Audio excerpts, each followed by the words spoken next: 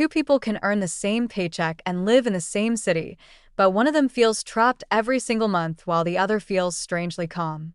Not rich, not flashy, not lucky. Calm. That difference is usually not hidden in the salary. It is hidden in what the salary already promised to pay for before it even reaches the bank account. Meet Laura and Ben. Both are 38. Both work in ordinary professional jobs. Both bring home about the same money after tax. Neither one came from a wealthy family. Neither one hit a stock market jackpot. If you stood behind them in line at a coffee shop, you would probably think Ben was doing better.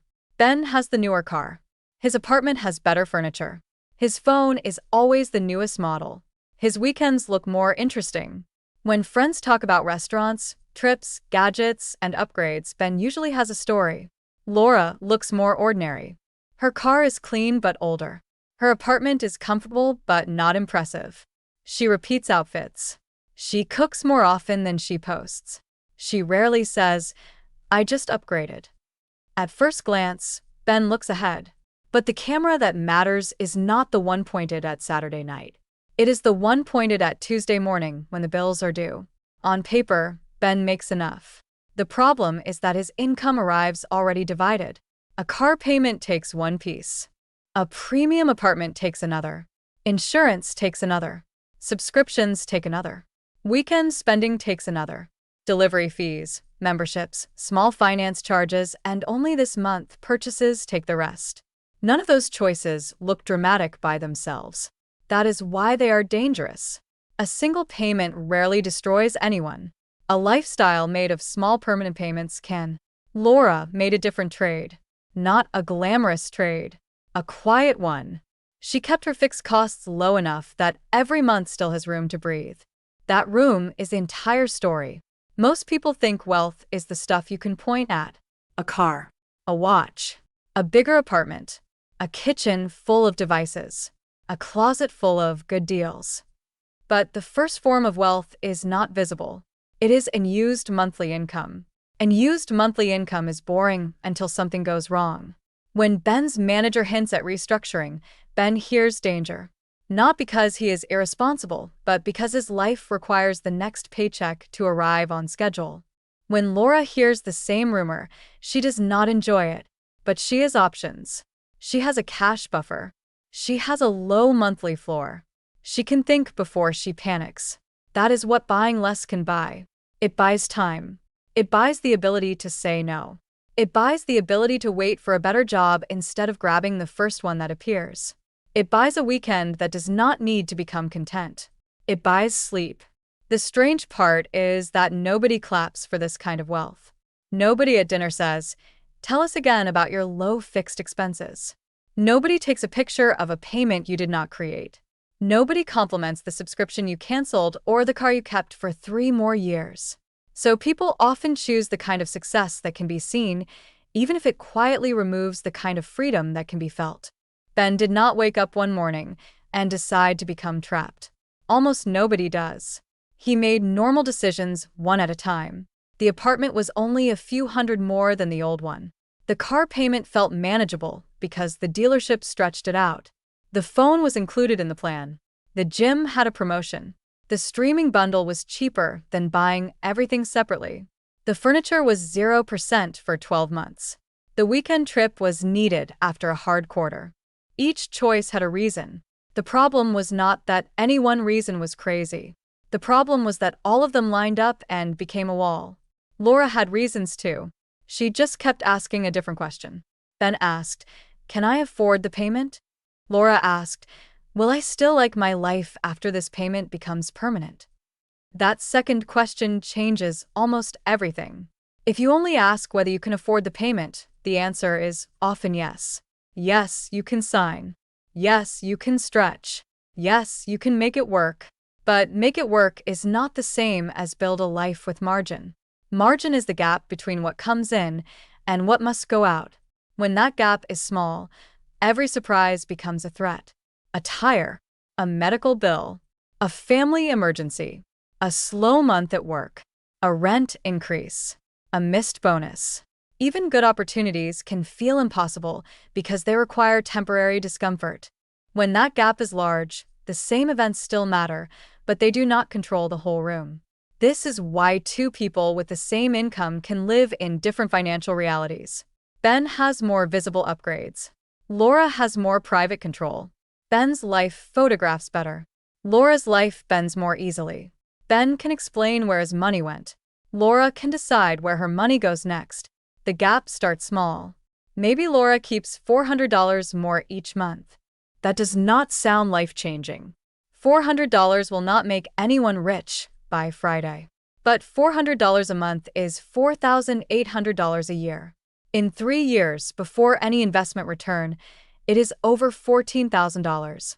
In 5 years, it is a down payment on flexibility. It is a job change fund.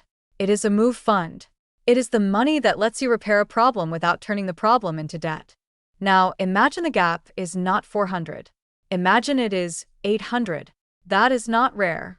One car decision, one housing decision, and one food habit can create that difference.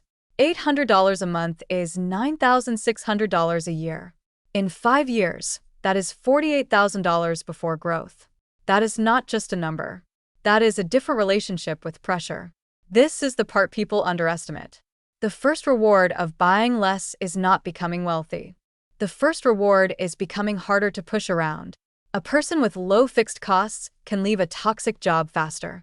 They can help a parent without wrecking their rent. They can take a course. They can wait through a bad market. They can choose a smaller opportunity today because it builds a better future tomorrow. The person with high fixed costs may earn more and still feel cornered. This is why looking successful can be expensive in a way the price tag never shows. The payment is only the obvious cost. The hidden cost is the behavior the payment forces later. If the car payment is high, you may keep a job you hate. If the apartment is at the edge of your budget, you may avoid a career risk that would have helped you. If the lifestyle requires constant spending, you may confuse rest with purchasing. If your social identity depends on being the person who always says yes, you may lose the ability to say, "Not this month." Laura still spends money. This is not a story about living like life is a punishment. She buys quality things. She travels sometimes. She goes out with friends. She enjoys her home. The difference is that she does not let every preference become a payment. She has a rule: if an upgrade adds stress faster than it adds joy, it is not an upgrade. That rule sounds simple, but it cuts through a lot of noise. A bigger apartment that makes you anxious is not comfort. A newer car that makes you afraid of losing work is not freedom. A closet full of clothes that still makes you feel behind is not confidence. A social calendar that requires recovery spending after every week is not connection. Laura is not anti-spending. She is anti-being owned by yesterday's spending. That is the difference. Most budgets fail because they focus only on restriction. Spend less here. Cut that. Stop buying this. That approach works for a week, then it feels like a lecture. A better approach is to protect the gap. Before buying anything that creates a repeat payment, ask, how much gap will this remove?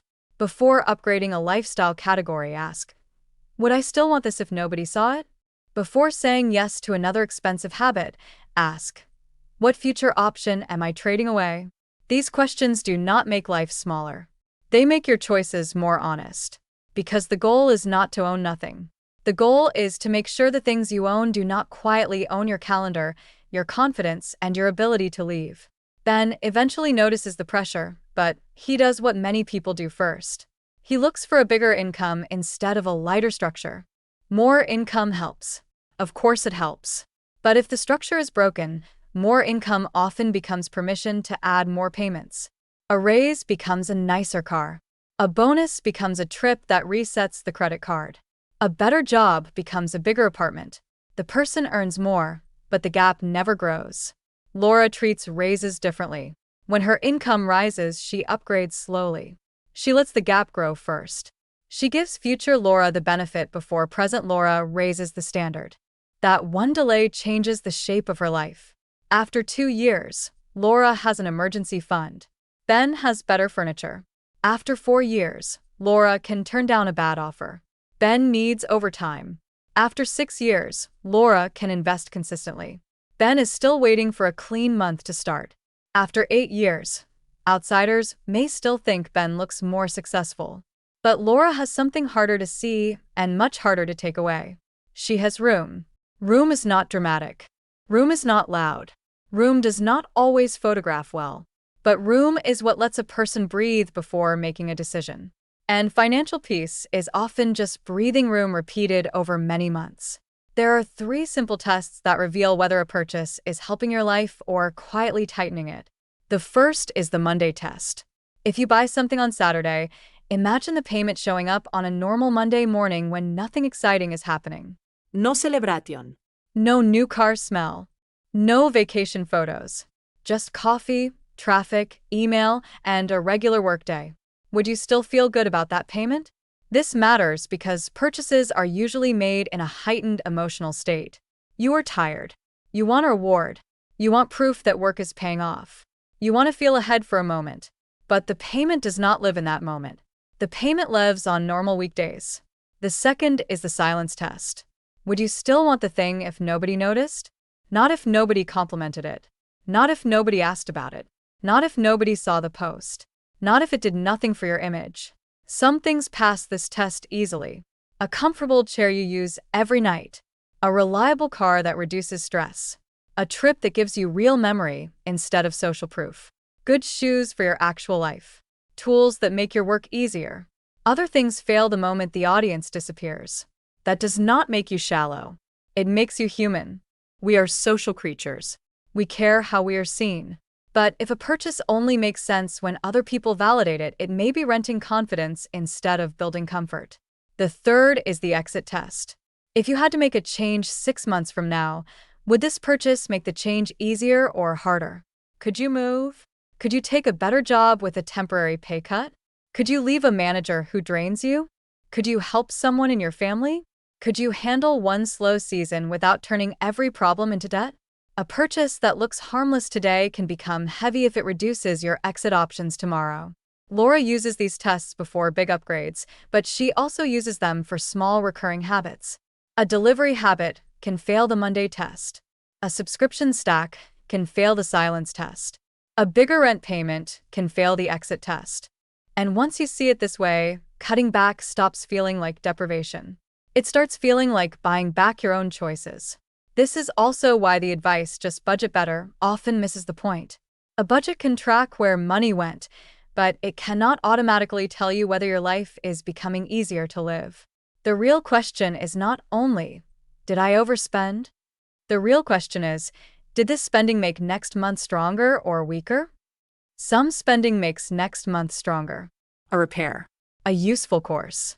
A health appointment. A quality item that replaces 5 cheap ones. A modest trip paid in cash. A tool that saves time without creating a payment chain. Some spending makes next month weaker. A payment attached to identity. A habit that expands when income rises. A convenience that becomes automatic. A status upgrade that quietly raises the minimum cost of being yourself. The difference is not always visible at checkout. It shows up later, when life asks for flexibility. If you want to use this idea, do not begin by trying to change your entire life. Begin with one category that keeps following you into next month. It might be the car. It might be rent. It might be delivery food. It might be small subscriptions. It might be weekend spending that starts as fun and ends as a bill. Pick one recurring leak and ask what would happen if you created $100 of room. Then $200. Then $400. At first, nothing will look different from the outside. That is fine. The outside was never the point. The first sign that it is working is internal. You will feel less rushed. You will check your account with less fear. You will stop needing every month to be perfect. You will notice that some purchases were not giving you joy. They were giving you relief from the stress caused by other purchases. That is when the cycle starts to break. Buying less is not about becoming invisible. It is about becoming less controllable. It is about letting your income serve your life instead of letting your lifestyle spend your income before you touch it. And sometimes the person who looks like they have less is the person who kept the most important thing: the freedom to choose what happens next.